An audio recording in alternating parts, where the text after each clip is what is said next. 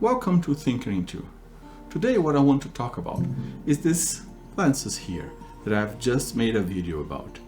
This is a old ISCO cinema projector lenses. But I made it in such a way that it can fit a anamorphic adapter with a single focus solution inside. This is a Greyjoy anamorphic 1.35 anamorphic block. It is a very good block. It's a bit heavy, but it's totally worth it, and it really makes a very excellent combination with these lenses. So I just want to show you the parts that I've used here in this combination, so that if you wish, you can decide to make it on your own. So I'm gonna disassemble it and show you bit by bit. So the front part is just the Greyjoy anamorphic block. So it's in here. So to make it fit very thoroughly, what I did was I found this 52 to 52 ring. I hope you can see here in the ring. So it's a female thread to female thread, and I bought this. It's a 52 to 58 hood. It was sold in the AliExpress. I'll try to put the link there in the video. So you see the hood fits inside, the lens is in here, and this is very solid glued with epoxy glue. So what happens is that this is a kind of a support for the anamorphic block, and it goes like that. So I'll put the part here. After that, I bought a 52.5 millimeter to M62 clamp adapter. So this clamp adapter goes in here, and you can screw the lenses. So this is tightly bolted with this hexagon screws, and here you can see. This is probably, hope you can see, this is an 80 millimeter ISCO cinema lenses. So it's written in here, ISCO optics 80 millimeter. So this is the part. So after that, what I did, and this is quite interesting for some other lenses, I made it like that, and I think this is a very excellent solution. I bought this adapter here. Probably will not be able to screw very well, but I hope you can see here. This is not a regular Canon EF mount adapter. This is indeed an adapter that is used to screw lenses backwards for macro photography. The reason that I did this, and I choose this adapter instead of a regular mount, EF mount adapter, is because it's a completely hollow adapter. There's no bezels or anything inside that could prevent the lenses for traveling like that. Some lenses need that extra space.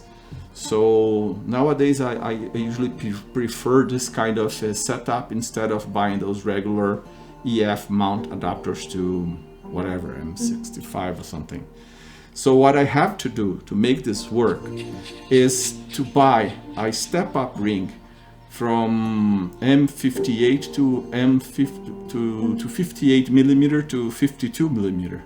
So this is the first part that goes inside, and I hope you can see here. It's just screwed here with the M52 screw threads.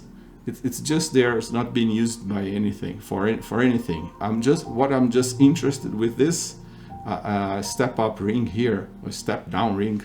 It's just the M58 part of the threads that goes inside. Since this is a very deep step down ring, there's plenty of 52 millimeter threads in here. I hope you can see there. So the 52mm goes inside. This is what I'm using in this setup.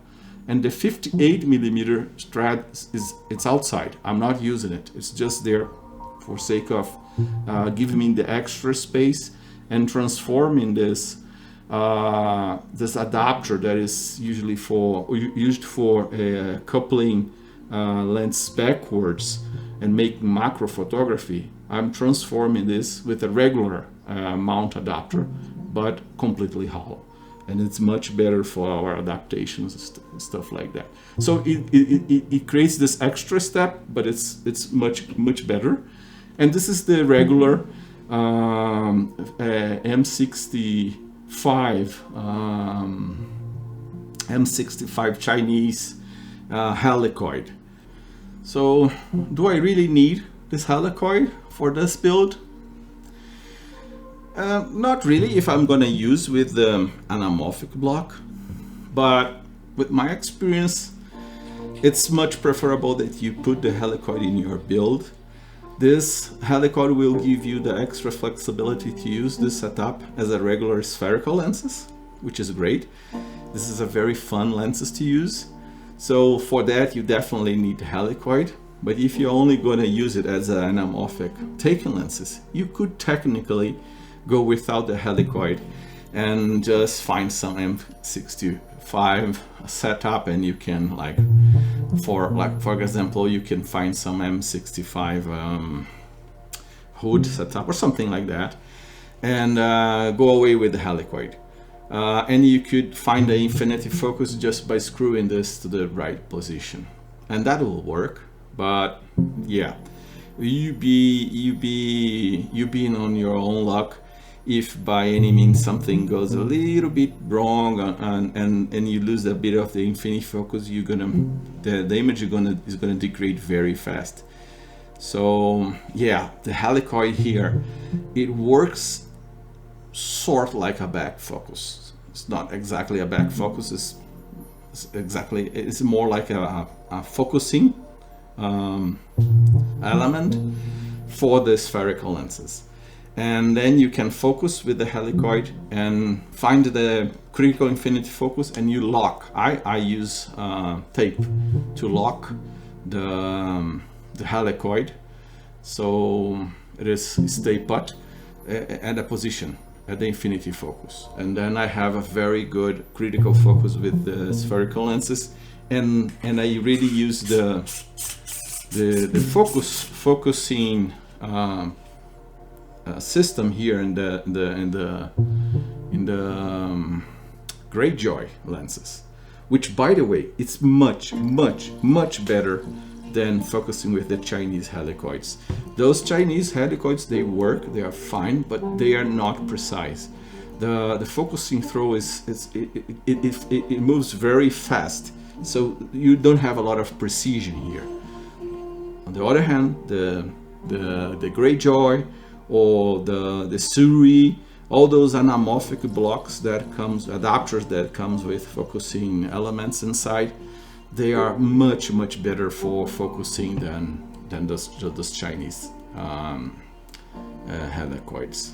So this is it. This is what I wanted to show you guys. I'm gonna reassemble it here very quickly so that you can see how it comes back together very fast, and it's just a matter of putting the pieces together, and I really tied them very strongly.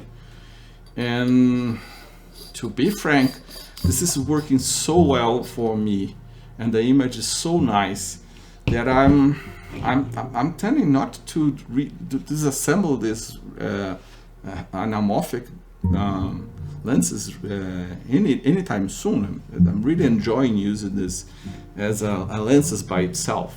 So you see, it's not really very big. It works with EF mount. I can adapt it to my EOS R or mirrorless system with the micro four thirds. Just put the adapters, because the EF is such a very good mount to adapt to other systems. So I tend to prefer to put everything to EF. I could use PL, but it's much heavier, much bigger, and People say it's better because it has like a lock-in pin. I don't really care about that. I just put some tape here and make sure that the connection between the EF adapter and the camera, or the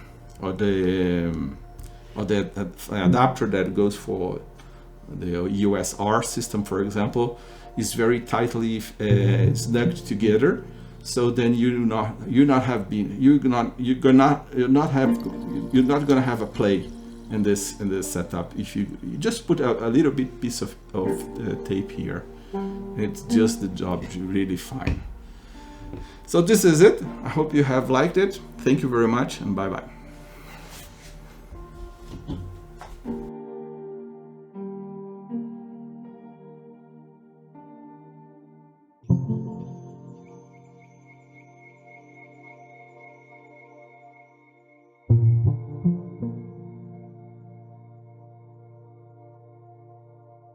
Mm-hmm.